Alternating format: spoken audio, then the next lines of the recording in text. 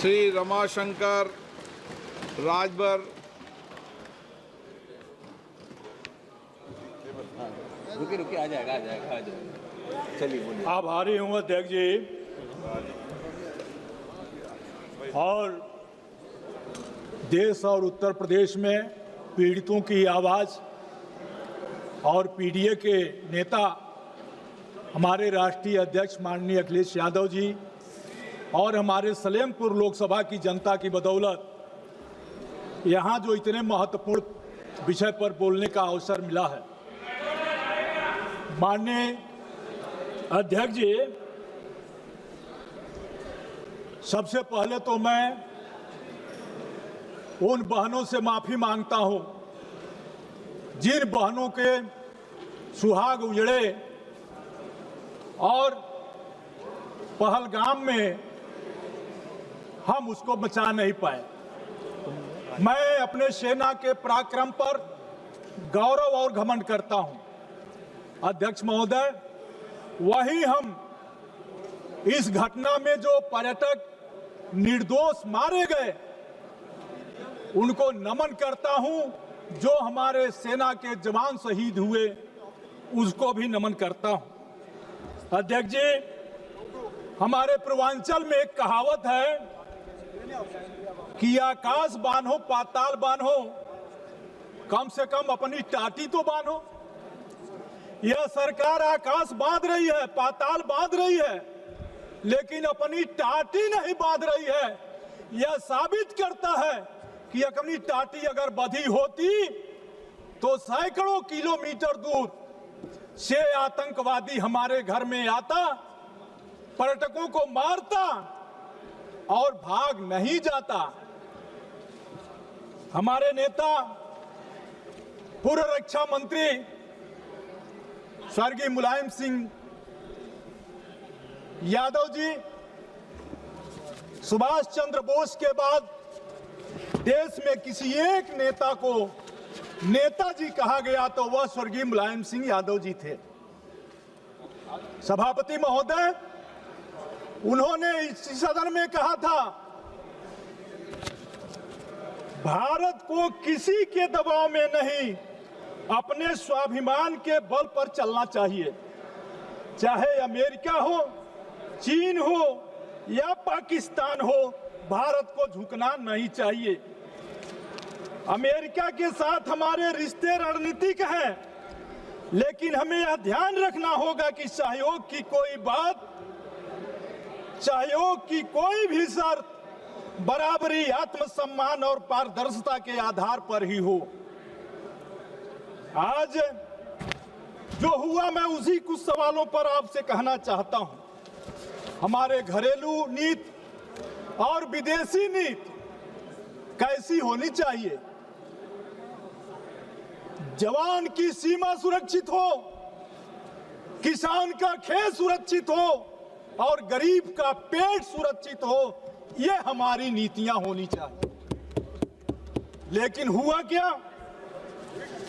जो सवाल सामने उठकर आए, मैं कहना चाहता हूं, माननीय रक्षा मंत्री जी ने इसी सदन में कहा है कि हमने 100 आतंकवादियों को मारा। चलिए, इसका स्वागत है, लेकिन उस 100 आतंकवादियों में वो 4 आतंकवादी मारे गए कि नहीं मारे गए जो पहलगाम की घटना किए थे, यह सवाल नहीं आया। उनका नाम कब तक आएगा, यह देश जानना चाहता है। घटना 22 को होती है, 22 अप्रैल को। सभापति महोदया, 22 को घटना होती है। ऑपरेशन सिंदूर 17 दिन बाद होता है। होगी कोई परिस्थिति? देश क्या चाहता था? आतंकवादियों की मंशा कितनी खराब थी? उनकी मंशा यह थी कि हम धर्म पूछकर मारेंगे और भारत में दंगा भड़क जाएगा। और पूरे देश के लोगों को मैं बधाई देता हूं कि आतंकवादियों के मंसूबों को नाकाम किया और हिंदू मुस्लिम सब लोगों ने मिलकर के आतंकवादियों के इस नापाक इरादे को पर लगाम लगाया। मैं कहना चाहता हूं कि आज आतंकवादियों ने जिस तरह की घटना की, उस घटना के सवाल पर सरकार के जो पक्ष आए, सभापति महोदया, जिसका जिक्र अभी हमारे दूसरे वक्ता भी कर रहे थे, हमारे नेता मुलायम सिंह यादव जी ने दुनिया के सामने समर्पण की कोई बात कभी नहीं की थी। स्वर्गीय मुलायम सिंह जी ने 30 जून को 22 तारीख को हमला होता है, 17 दिन बाद 7 मई को सिंदूर ऑपरेशन सिंदूर होता। देश का मन क्या था? देश में इतना गुस्सा था, वो तीसरे दिन चाह रहा था ऑपरेशन सिंदूर नहीं, ऑपरेशन तंदूर चलाओ और जो आतंकवादी मरे हैं उनको ला करके जेल में उनको उसी तंदूर में डाल दो। लेकिन 17 दिन बाद हुआ जो हमला, 3 दिन में बंद हो गया। 3 दिन में बंद हुआ, 7 मई को ऑपरेशन शुरू हुआ और 10 मई को विश्व गुरु। देश की मीडिया किस भारतीय को नहीं घमंड होगा कि हमारे देश के प्रधानमंत्री विश्व गुरु हो? किस भारतीय को नहीं इस पर घमंड होगा? लेकिन घमंड क्या हुआ? हम लोग जिसे विश्व गुरु समझ रहे थे, पता चला विश्व गुरु तो व्हाइट हाउस में बैठा है। विश्व गुरु व्हाइट हाउस में बैठा है। और उन्होंने क्या कहा विश्व गुरु ने?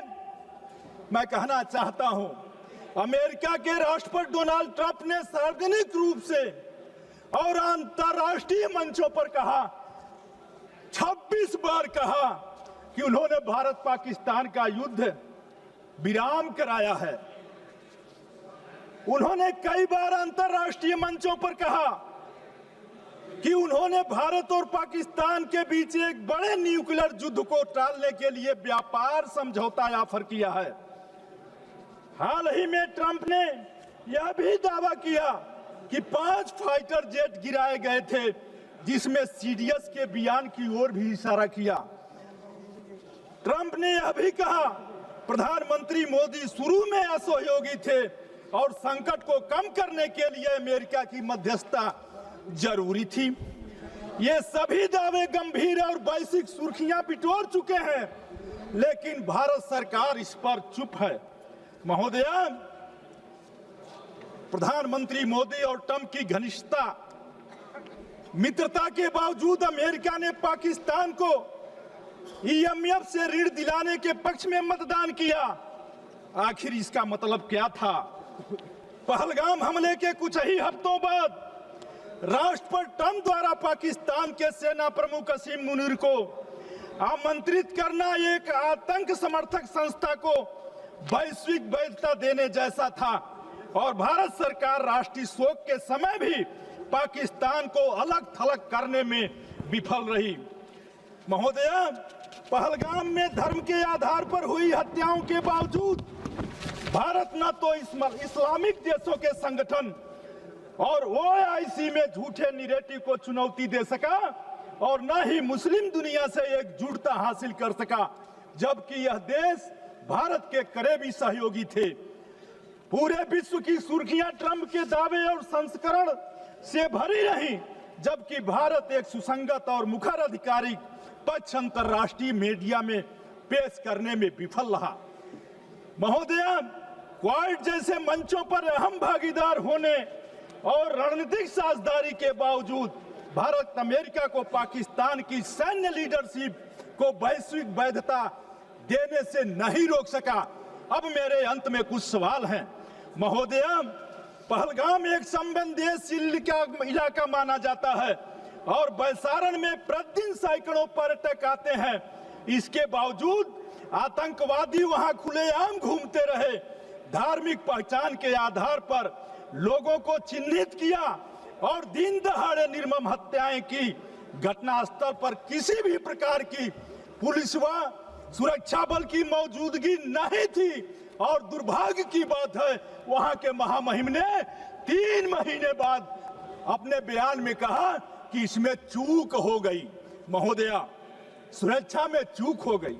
महोदया, जो आतंकवादी हालिया हमले के जिम्मेदार हैं उन्हें अब तक क्यों नहीं गिरफ्तार किया गया? जब सरकार बहु एजेंसी ऑपरेशन, ड्रोन निगरानी और हवाई नियंत्रण का दावा कर रही है, तो फिर ये आतंकवादी जिलों में लगातार कैसे घूम रहे हैं? क्या सरकार जमीनी स्तर पर लोकेशन नेटवर्क और स्लीपर सेल्स को रोकने में नाकाम रही? महोदय, वो भी भारत ने हमेशा यह स्पष्ट किया है कि पाकिस्तान के साथ हमारे मसले द्विपक्षीय हैं और किसी तीसरे की मध्यस्थता स्वीकार नहीं की जा सकती। ट्रंप का दावा यह दर्शाता है कि मोदी सरकार ने अमेरिका के हस्तक्षेप की अनुमति दी, जो 1972 के शिमला समझौते के बाद से भारत के अस्थायी नीति के खिलाफ है। महोदय, अगर ट्रंप की बात सही है तो इसका मतलब है कि भारत ने अपने सैन्य और कूटनीतिक फैसलों की स्वतंत्रता खो दी। क्या भारत ने अमेरिका के कहने पर युद्ध विराम स्वीकार किया? महोदय, मैं कहना चाहता हूं, अंत में कहना चाहता हूं कि युद्ध विराम में अमेरिका की कोई भूमिका थी? क्या वास्तव में फाइटर जेट गिराए गए थे? भारतीयों को ये बातें अपने प्रधानमंत्री से क्यों नहीं सुनने को मिली? ट्रंप से सुनने के लिए क्यों मिली? महोदय, ट्रंप कहते हैं कि हालत युद्ध के कगार पर थे, जबकि सरकार कहती है कि ये सामान्य सैन्य बातचीत थी। दोनों बातें एक साथ नहीं सही नहीं हो सकती। या तो ट्रंप झूठ बोल रहे हैं या यह सरकार सच्चाई छिपा रही है। महोदय, ट्रंप की टिप्पणियां हमारे सेना की पेशेवर योग्यता को कम करके आंकती है, ऑपरेशन सिंदूर को गलत रूप से पेश करती है। अगर वास्तव में कोई जेट गिराए गए तो जनता को बताया जाना चाहिए। अगर ऐसा नहीं हुआ तो सरकार की रिकॉर्ड ठीक क्यों नहीं कर रही है? महोदय, बयानबाजी ने, ट्रंप की भाषा और बयानबाजी ने एक बार फिर भारत और पाकिस्तान के एक साथ जोड़ दिया। इसलिए मैं अंत में कहना चाहता हूं कि सारे कुछ हो जाने के बाद अगर हमारा हमला सही था तो फिर दुनिया के 32 देशों में 59 सदस्य प्रतिनिधिमंडल गया। अगर हमारा ऑपरेशन सही था तो फिर दुनिया में क्यों हम गए थे? और अगर गए थे तो उससे क्या लाभ हुआ, यह मैं आपसे जानना चाहता हूं। इन्हीं शब्दों के साथ आपने समय दिया। बहुत बहुत धन्यवाद, बहुत बहुत धन्यवाद।